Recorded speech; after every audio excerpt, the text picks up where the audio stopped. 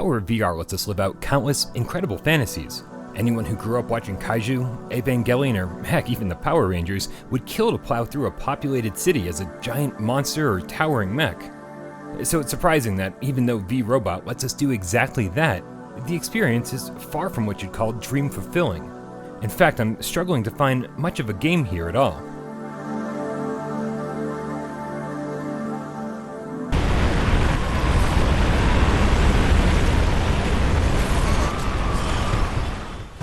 VRobot does exactly one thing right.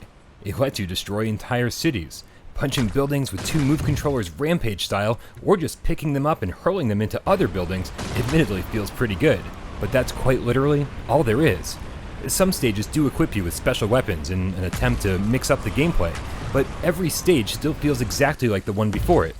And with only a handful of cities to demolish, you'll see everything VRobot has to offer, unceremoniously, in about 30 minutes.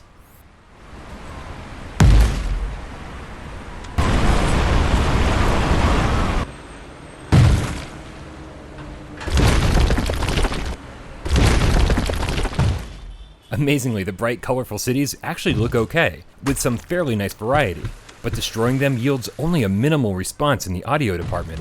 You'd expect massive sounds of destruction, police sirens, disaster movie music, car crashes, or people screaming, but instead the response to toppling buildings is an eerie silence.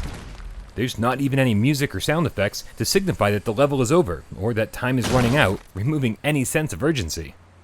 But the problems don't end there.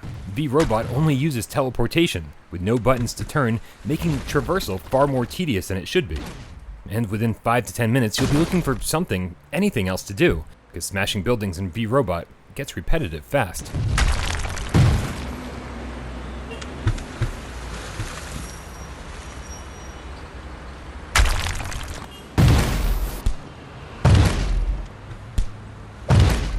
This tech demo, this proof of concept, whatever you want to call it, feels painfully incomplete. The total lack of multiplayer, mission objectives, options, or even a title screen make VRobot strictly for kids under 12, the exact demographic that PlayStation VR isn't supposed to be for. And at roughly $15, about 3 times what it's worth, I can think of 100 better PlayStation VR games to spend your money on. There is a solid foundation here that a good, giant, robot, city-smashing game could be built on. In fact, the PC version features multiplayer and additional weapons. But unfortunately, the PSVR port is totally bare bones and should be avoided at all costs.